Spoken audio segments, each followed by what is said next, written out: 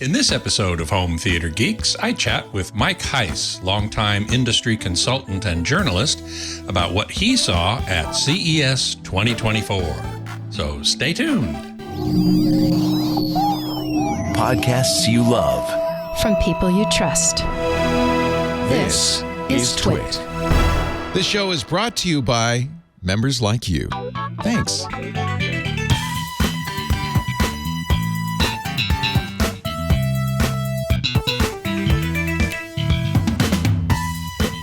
Hey there, Scott Wilkinson here, the Home Theater Geek.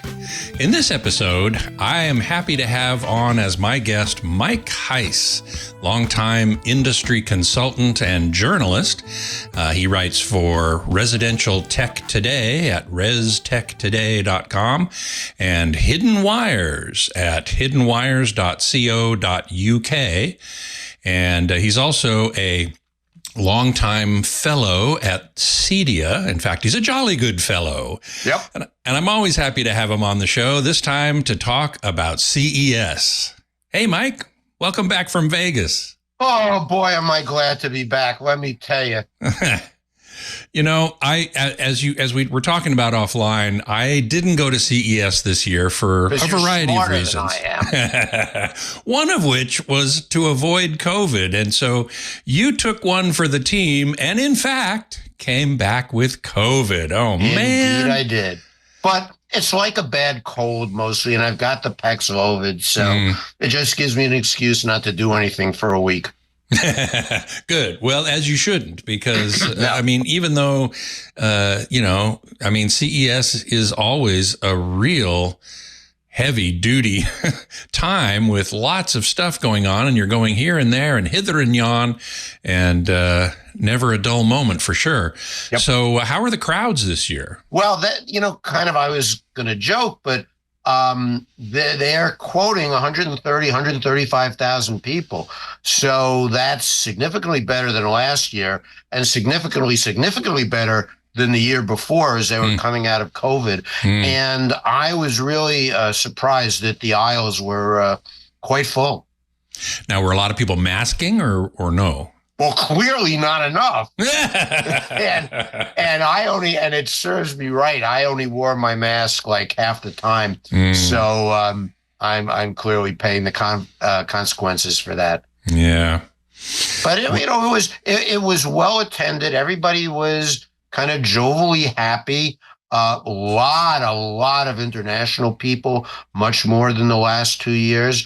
So all things being considered, it was a good show. It was a different show. I mean, you can see, and I know we're going to talk mostly about our kind of favorite area, but the tenor of the show has changed dramatically. It's, it's not just phonographs and TVs. Well, yes, and we are going to talk about that quite a bit. In fact, in your notes that you sent me, you said CES is no longer a showplace for TVs. Well, it really hasn't been for many years because TVs as a category, well, first of all, there aren't a gazillion manufacturers. It's basically LG, Samsung, TCL, Hisense, Sony, and everybody else. But there was the people that going back, I mean, this is like my 47th of these silly things. And there used to be Hitachi and RCA, and well, RCA is there, but that's another discussion. That's a story we're going to get into. Yeah. Toshiba, and all of those, folk, and anything below the major brands is a house brand or it's a non-brand. Not that there's and the people like Vizio were missing. We'll talk about that later. But even the TVs were there. It wasn't just about the TV-ishness of them. And AI, all God's children got AI. Right. And that is going to be one of the major themes of the show, certainly. Oh, yeah. But before we get there, I want to start with, we have one picture. You took one picture of the crowds, and let's take a look at that because, man, oh, man, that is a lot of people. That's what I remember. Yeah, that's the going into the main hall in that upper level, and you can see in the back center where it says world's first 4K wireless transparent TV. Mm-hmm. That's the entry to the LG booth, Mm-hmm. where the last couple of years they had like the tunnel of OLEDs. Right. And last year it was rollable, and this year it's that transparent thingy. Right. And everybody was trying to get in and see it. Yeah. Or see through it. Or see through it, actually. So we're going to talk about the transparent TV phenomenon probably in part 2, because we are going to divide this episode into 2 parts because there's so much to cover, as always.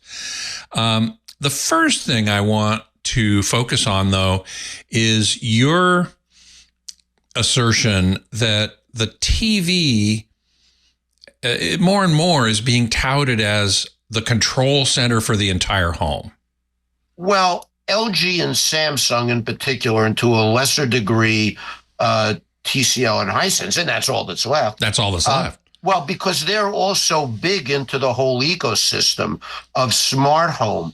Excuse me. And in the Samsung booth, it was all smart this, smart that. I was the only one in the room who wasn't smart. And it was the ability to show a map of your house or your abode on the TV, and use the TV through Matter to set things up and just to use the TV for more than entertainment. And that's what the manufacturers were promoting. But the sort of undercurrent story is not TV for TV. Yeah, okay, fine, watch TV. I don't care. That's nice.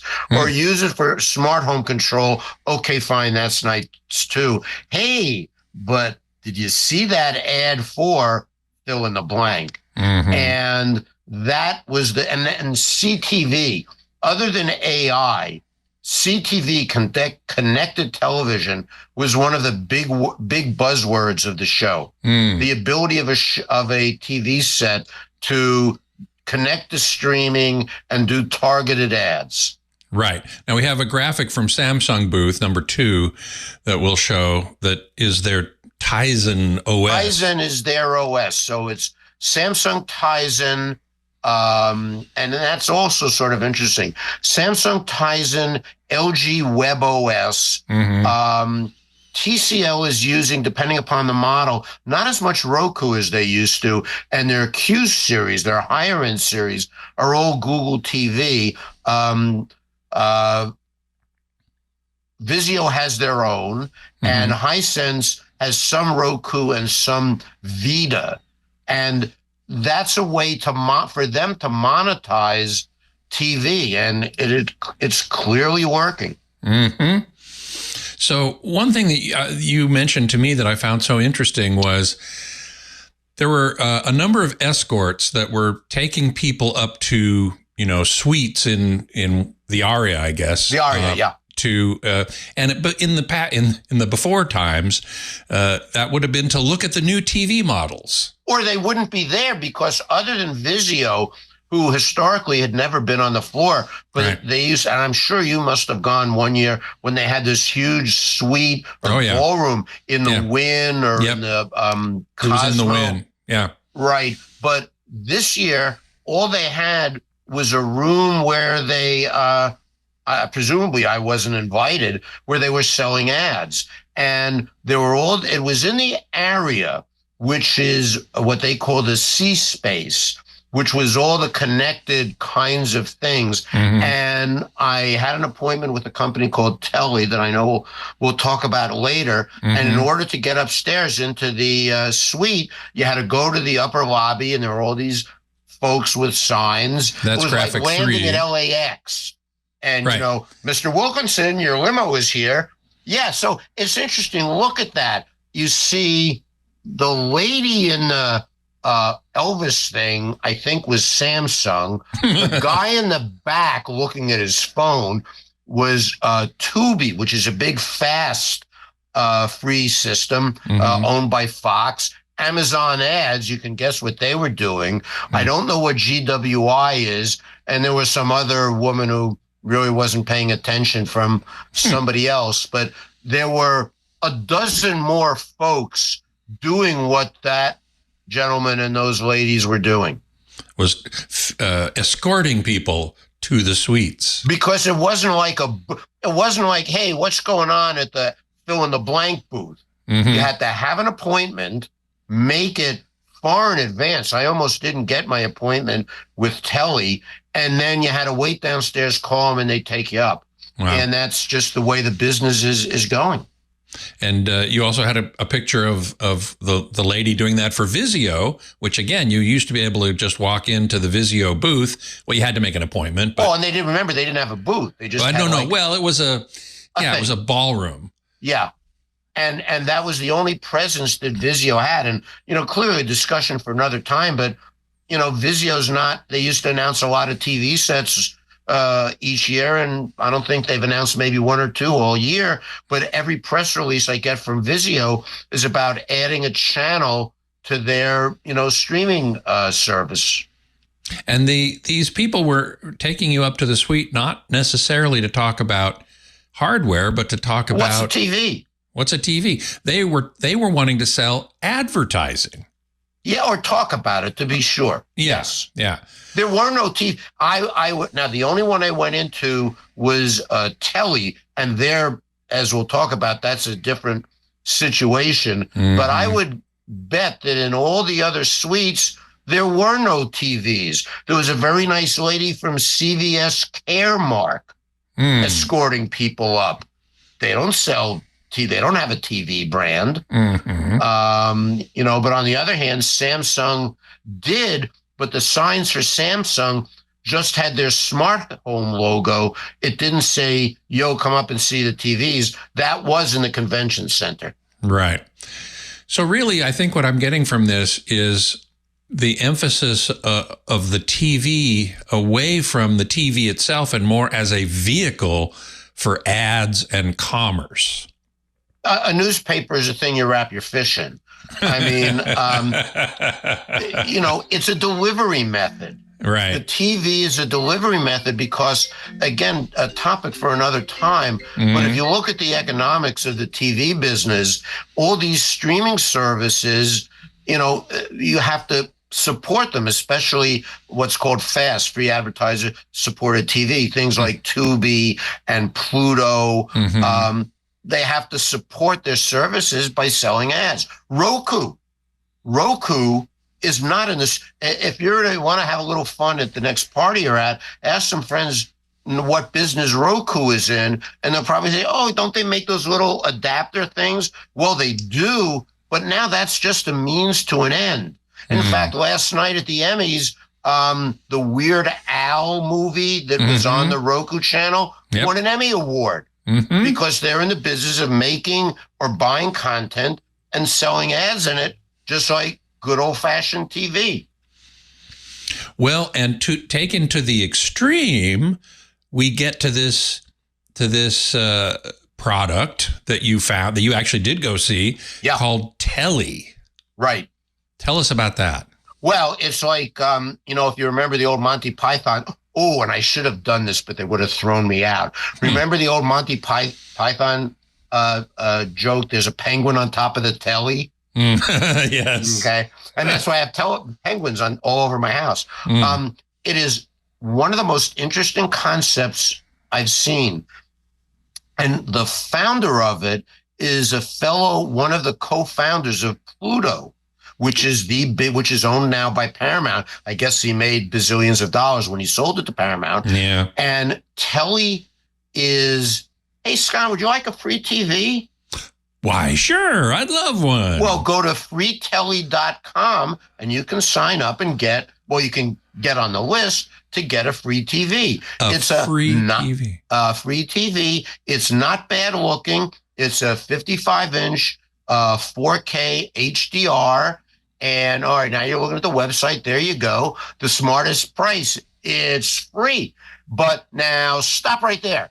And you can see in the middle is a sound bar made by designed, I should say, by my old pals at Harman Kardon.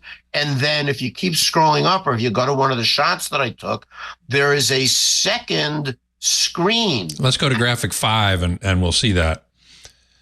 And there you go. So that set is showing Netflix through a dongle that they supply, or you can, BYOD, bring your own dongle. But there's this separate screen on the bottom. Below the sound bar. Below the sound bar. So the thing is a bit high. Mm-hmm. It's a 55-inch screen. It's not as wide as a 65 or 75, but it's really high. It's tall. Tall, yes. In that bottom screen, you can see weather and you can see sports scores. But on the far side, where it conveniently says ad, there is an ad, and that's how they pay for it. That larger part of the bottom screen can show a news ticker or the financial wires or sports scores or the weather, as you see here. And it's a clever idea. They claim they've been shipping them since May. They won't say exactly how many they've shipped, but one has to believe a fair number. When it came out, I didn't put my name on it because they weren't doing review samples, and they would maybe figure out I'm a journalist. I put my wife's name on the list. We have different last names because she really doesn't want to be associated with me. And what do you call it? And we still haven't heard back from them, but they claim they're going to ship 500,000 sets this year. Wow. And it has built in, or another way to describe this is if a TV, a sound bar, a Roku or a Fire TV, and a Peloton screen had a love child, it would be Telly, because it has two cameras built in. And one is you can do Zoom calls with grandma, and it does have a shutter so you can close it. But there's a second IR camera for motion tracking. So it doesn't have a privacy issue. It doesn't know that it's Scott or Mike, but it knows that there are two people or one person in the room because they want to know that you're watching TV. But if you're doing exercise, you can either do like they have yoga things or Peloton, all that stuff that the doctor keeps telling me to do. Right. And with the motion tracking, there you go. It's a little hard to tell, but it'll track your motion using there. You can see the lines, the fellow with the glove, and you can see the lines. So that's the Peloton-esque kind of thing. So you got to give them credit. They've done, it's an amazing, if I'm so smart, why didn't I think of that? Well, I didn't think about it because I don't have a gazillion dollars to, do the startup. Right. But it's an interesting concept, and they were clearly in that space. They wouldn't be on the show floor. They didn't have anything to sell to dealers. They're giving away a free TV. Yeah. But they wanted people to buy ads, and that's why we're there. Right. There were a couple other interesting parts that I thought about this. If we look at the next graphic, we can see. Oh, there you go. Yeah. This is another really interesting thing where you're watching a basketball game, and on the bottom screen, in that extra screen, there's merch for you to buy. Yeah, it's even better. You can see, for those that are into basketball, it's the Golden State Warriors versus whoever they're playing. But Steph Curry and Klay Thompson, go Cougs, are, my son went to Washington State, and Klay Thompson actually played there, and I saw him play in beautiful downtown Pullman. But it knows that I'm watching a Golden State game, and it puts up the merch for Steph Curry and Klay Thompson. And then if you click to buy, it gives you a QR code, but it's not going to give me Lakers stuff. Why would I want to do that this week? But it knows what game I'm watching. Incredible. So if we go to the next graphic, you'll see the ability to just click on that or do that QR code. Yeah, you bought a pair of speakers, or a pair of shoes or something. Well, I guess you could buy speakers too, but they sponsored, if you had TWiT on there, but what do you call it? Yeah, and Under Armour sneakers, and you can do TelePay, or you can do a QR code, or Nike LeBron. I'm sure if it was a Lakers game, I'm sure there'd be lots of LeBron merch. Whoa! Man, that was a great transition. And as you said, there's also a video camera for Zoom. Yeah. I mean, it is insanely well thought out. and or other meetings, and you can see there's the Zoom ID, and there's something else on the screen. But in the bottom, they want to do. They will be doing group watch. So you live up north, and I live down in LA. And if we want to watch the Emmys last night, and we both had tellies, although you can do this on some of these streaming devices, and we wanted a bellyache about why are the Emmys about shows that nobody's ever heard of? We know nothing about, right? We were watching it last night, and Leslie was going, "The heck are these shows?" But if we could have that conversation using the lower screen while watching the main program in the top screen. And again, I mean, if I'm so smart, why didn't I think of it? It'll be curious. Let's check next year and see how it does. If I get one, I'll definitely let you know, and I'll take the computer in and we can do a little show on that one. Yeah, sounds great, man. That's great. Okay, so as you said, Samsung, LG, TCL, Hisense, they were the majors. Sony, I actually watched a few of the press conferences online. Where were the damn TVs? There were no TVs. That's right. They were talking about all kinds of other stuff, all kind of pretty high level conceptualizations. Nothing about TVs, nothing about products at all. This is the second or third year in a row that they've done that. Yeah. And there was some grousing, mostly among the press. Like, where are the TVs? And rumor has it that they're going to show their new TVs in February or March. But Sony has very intentionally gone high end, as you know, better than anyone. You're not going to find cheapy Sony TVs anymore. Not that you really ever did. Right. And they didn't see the need to show it there. Right. Exactly. So it was the car. They did have a VR headset, which is another thing I actually didn't put on the outline. They had a VR headset, but it's not for consumer sale. It's for creatives to help do visualization. So even that was, it was really weird, and a lot of people didn't like it, but that's where, that's where the business is. That's where they're going. Days. Yeah. Well, as you said, AI was everywhere, as we expected. Samsung's AI for All was all over CES. There you can see. That was the outside of the North Hall. Right. I'm sorry. I don't know if I sent you a picture of that. The weirdest one was at the LG press conference. The overriding theme was affectionate AI. You did send it. That's the next graphic, in fact. I thought that was hilarious. AI means affectionate intelligence. Again, behind that, there's a lot of very carefully thought out stuff. But there was sort of a in the audience when that came up. Yeah. Well, and of course, for us, home theater geeks, the most important thing is how AI is applied to TV processing. Yep. Which, as you know as well as I do, is at least as important to the overall picture quality as the panel technology. And that was said, I'm sorry to interrupt, but at one of the press conferences, they actually said that. It's like, panels are cool, but, and it's true, what makes brand A better than brand B or brand C in each brand's mind is how they do their processing. And every press conference from the TV brands had at least 3 shots of their processor. Yep. They all look the same. It's a damn chip. It's a chip. Yeah, right. But they touted these capabilities. So in graphic 12, for example, we can see from Samsung, I think it was Samsung.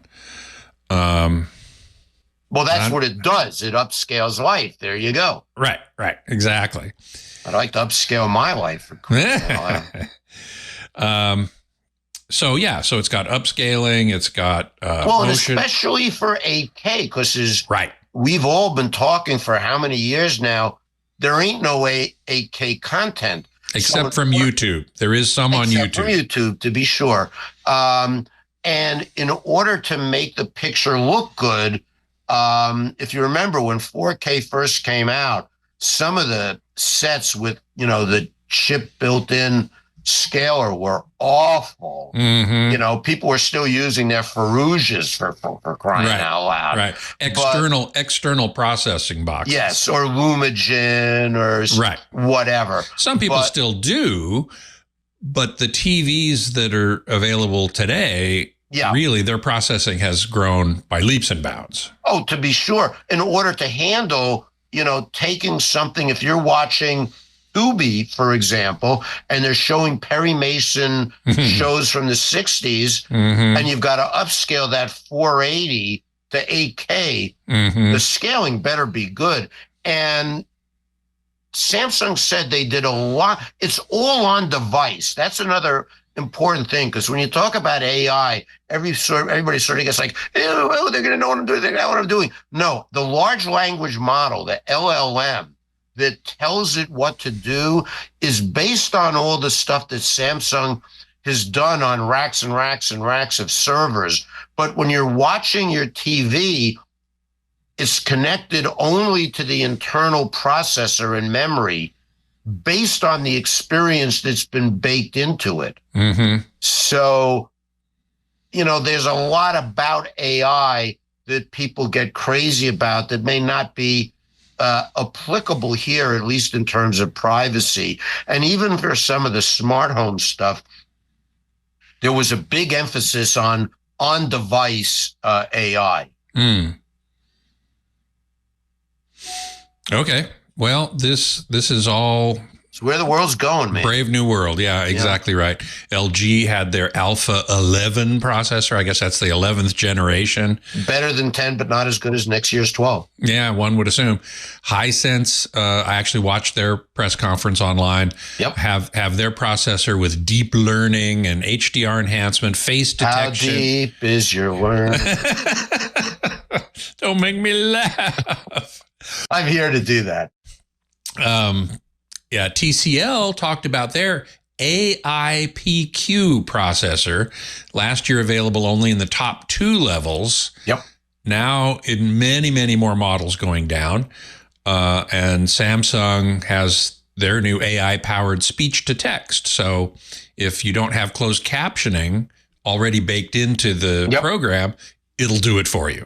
Well, and one of the interesting things is, you know, as another big trend was big screens. And I don't mean big screens. I mean big screens. Yes. Like 75 is the new 65, but 85 is the new 75. And 98 is the new 85. Or 115 or 110 is the new 98. Yes. And in order to splay the programming into this, here's the TCL 115. 115, yes. And you know, I'll get to that in a minute, but your processing better be bloody good or the pictures are going to look like garbage. Yeah. And, you know, I always ask, if, you know, those of us that have been around way too long, remember the 103-inch Panasonic plasma? I do. Yep. And people, at one point, rumor has it that Bill Gates was one of the first people to buy them. And they had to like cut a hole in the side of the house. Yep. It's like you see those stories of piano movers taking cranes up to put a piano in a New York apartment. Yep. Those things bend in the middle. Really? Once. The TCL does? Yeah, once. Wow. Gotcha. Yeah, okay, you got me. Okay. Which is a transition to something else about USTs, but these things are really bloody big. How do you get them through the door? How do you get them through the door? We had the With TCL great difficulty. 115. We had the Hisense. There's another of the shot of the TCL. Yeah. Boy, stop right there, and you can see in the back it says world's largest QD mini LED and 20,000 zones. And I know that you've always been talking about that. 20,000 zones. And I don't have my notes here. And some big boatload full of nits. And we ain't picking nits here. Yeah, but it was I believe it was probably on the 5,000 range. Yeah, that's the one. 5,000 nits. Right. Yeah. However, Hisense has them beat. They have 110-inch, which is, 5 inches smaller than the TCL. but it hits they claim it hits 10,000 nits, which is the absolute top of the high dynamic range that has been defined. Well, it's even more than that. A good friend of mine is a long time colorist in Hollywood. Mm-hmm. And what he said, and what I've heard at a lot of the SMPTE things here in LA, is some of the people who are doing the color work have to take a break every 15 minutes because it's too damn bright. Mm-hmm. Yeah. And if you get to 10,000 nits, you're going to have to take a break every 5 minutes, I would say. Yep. Although, curiously, my friend Mark, who does this, uses an LG OLED for his main master monitor. Mm-hmm. And that goes to 1,000. Right. Yes. Anyway, this Hisense, I got some stats on it. Sure. 40,000 local dimming zones. I got a bridge for you. 95% of the BT 2020 color. That was very impressive to see that spec. Yes. And it has built into it 4.2.2 Dolby Atmos sound. But remember, when they said a bazillion local dimming zones, mm-hmm. that's because it's a big set and it's got a lot of LEDs. It's got, yep. So it's not the same. You're never going to get, 40,000 in your 55-inch, very good TV set because there aren't that many mini LEDs in there. Yeah. Yeah. So you got to be careful as a consumer when you see that to look at it in the context of the size of the set. Mm-hmm. True enough. I wanted to show the one picture you got of our friend Scott Ramirez. That's number 15. Yep. He at TCL was talking about, think big, right? Right. And so TVs have gone from 55, 65, 75, 85, now 98. That's Scott up there strutting his stuff. He's a great guy. We love him a lot. And they hadn't talked about the 115 at this point in the presentation. Right, exactly. But things are TVs are getting bigger, and there's just no way around that. Another picture that you took that I was kind of interested in was the Regza 100-inch. Oh, that's actually the side of the Hisense booth. Because Regza used to be Toshiba. Toshiba, right. And Hisense manufactures the Toshiba sets, and they probably license the brand. The brand Regza. I used to work for Bell & Howell mm-hmm. a bazillion years ago. When you see those ads on late night TV, and it says Bell & Howell, a name you can trust. Right. Well, I don't trust them, but it's a licensed brand, just like RCA, which we'll talk about later. Yeah. The RCA that you and I knew is long gone, but so the answer to your question is Regza is a license agreement, just like Amazon is selling Pioneer Fire TV sets. Mm-hmm. That's not the Pioneer of Kuro days, I can assure you. Yeah, yeah. That's how the business has changed in many ways. Yeah, exactly right. Okay, one of the last things to talk about in this part one, because there's so much more to talk about, we're going to split it up. Mini LED versus OLED. Yeah. We have the LG, of course, touted OLED's simplicity, and Graphic 17 will show us that. That was also, now, by explanation, Scott, that wasn't on the floor. As you and I have mentioned before in some of the sessions we've done, there is a separate company called LG Display. Right. Which is not related. Well, they're, corporate second cousins twice removed to LG Electronics. And they're the folks that make the panels mm-hmm. that are then sold to other manufacturers. The reason why they were showing that is not only does it look better, but we use less plastic and sustainability, which I really apologize. I didn't mention in our discussions before we went on the air. That wasn't necessarily meant to show that OLED is better, but of course it is. Just ask them. But it uses less plastic. Well, which is true. They're both true. I still think OLED is a better technology than even mini LED.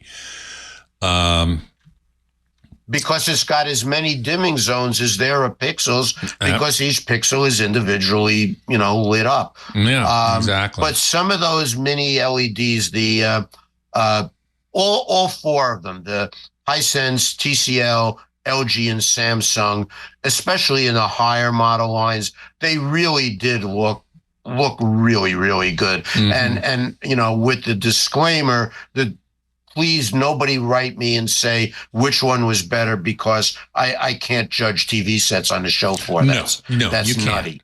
You're right. That's exactly correct. I just don't do that. Right.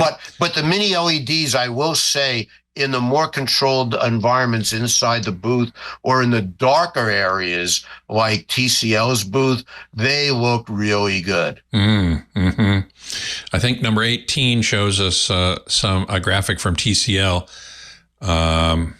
Guess whose side they're on? Yeah, right. They're going all in on mini LED. And we don't need no stinking OLEDs there. And Hisense the same. They have many more models with mini LED. They said in their press conference, QD quantum dot mini LED models starting at $400.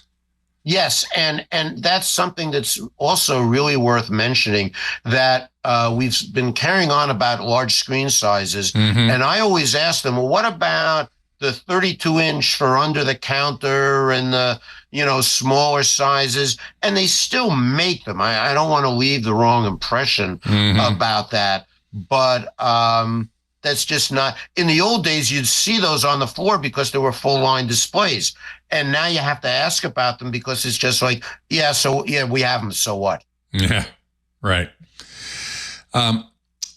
Finally, let's talk a moment about micro LED. We've talked about mini LED, which is a backlight to an LCD TV. Micro LED is direct emitting LEDs that are microscopic, that don't require an LCD panel or color filters or quantum dots. Well, maybe some color filters, because they're going to try and quantum dot them. And those are going to be not in color filters, but in color conversion layers. Yeah, or they're just going to dope the LEDs with quantum dots. And you may sometimes at CEDIA, a number of the large displays were referring to it as DV LED, right? Direct view LED, right? Which is probably a better moniker than micro LED. Because if somebody one more time ever says, "Ooh, look at that LED set I have," and then I hit them over the head and say, "No, it's an LCD set with an LED backlight." Right. But you said you saw at Samsung, they had a new DV LED. They've had the wall for a number of years. They've been showing it at large sizes. I think they currently sell 110 and maybe 114. But you saw something smaller. Well, 76, which again is if you have to ask, you can't afford it. And they didn't have it on the show floor. They only had it in a big, they took over one of the ballrooms at Caesars, and that was mostly for dealers and press. And we've been talking around Display Week for the last couple of years, it's still a very, very low yield, hard to make kind of product. And it's got future, but it's still not a real consumer product yet. Yeah. Whether it'll ever be is that's a whole nother discussion. It's a big question. And finally, I wanted to just mention that gaming features seem to be taking more of a center stage here. Yeah, that's another trend that's been developing over the last kind of 24 to 36 months, to the point where one of the LG or a couple of the LG higher end models had 144 refresh rate. And not only them, I've heard of it from, I think, Hisense or TCL as well.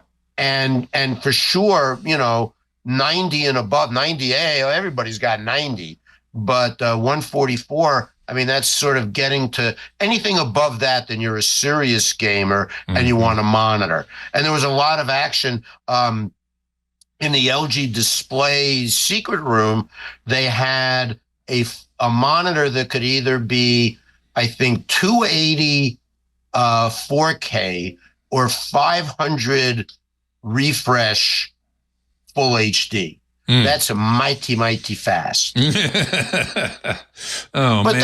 that's for like people who do not World of Wizards. What do you call of World Duty? of Warcraft? Yeah, all those things that I can't do anymore. No, I don't do those at all either. But if you're a gamer, you want high refresh rates, and TVs and monitors are now getting higher and higher, and that's becoming a big thing. And a lot more TVs with not only VRR, variable refresh rate, which is embedded in HDMI 2.1, or it's also their proprietary versions of it or loose versions, but FreeSync and G-Sync, which are the AMD and NVIDIA ways to do it. Right. So you're going to see a lot of that, especially as when we get into the Super Bowl. I can say Super Bowl, the game. When the game comes around next month and people are doing ads for that, you'll see a lot of mention of that as well. You mentioned to me something that I'll just mention here.